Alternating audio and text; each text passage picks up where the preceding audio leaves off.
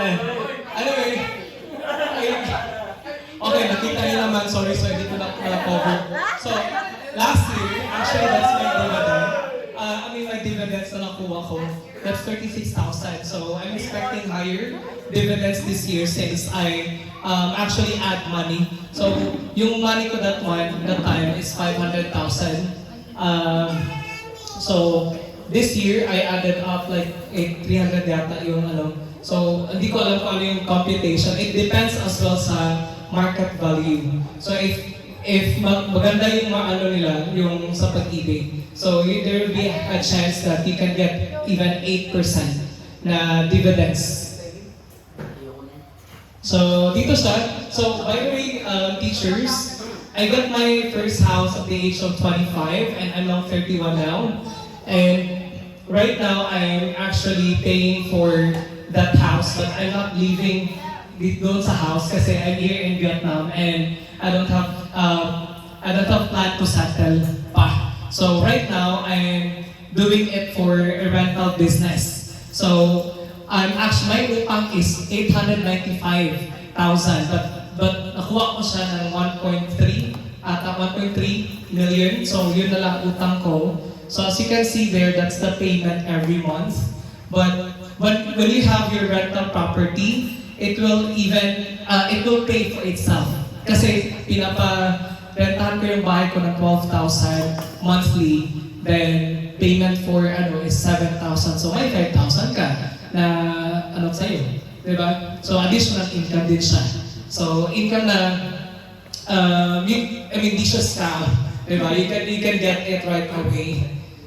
So yeah, so this is the offer of Pag-ibig now. Just in case if you plan to get a property, you can actually buy a foreclosed property which is even lower. It may only require you like probably 10% of the total amount for your total deposit.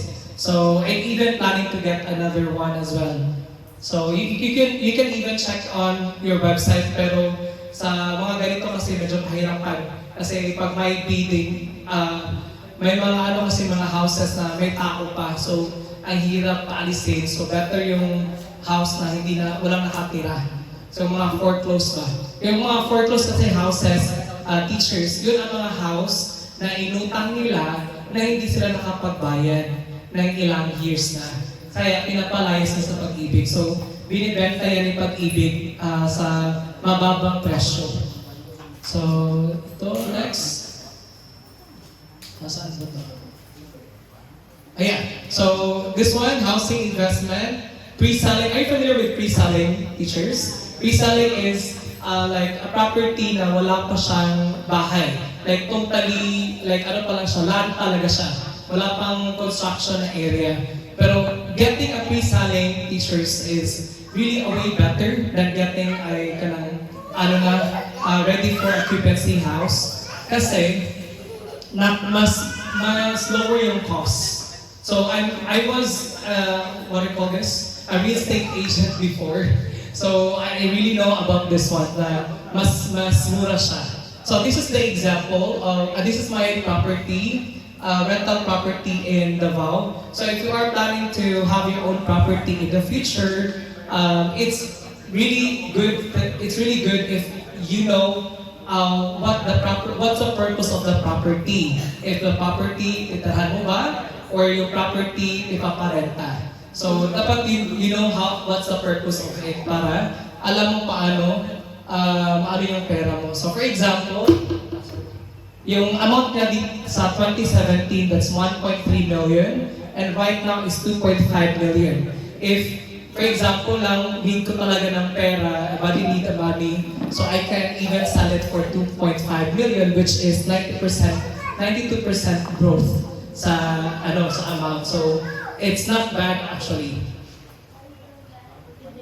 Next one, this is an example of pre-selling property. Picture ko lang siya I actually decided to get another property this year because I found it so easy to generate money without even working so hard. So, yeah. So, try to check in your area, teachers. May mga pre-silent properties sila na available. Just make sure that you have a good location as well as accessible siya.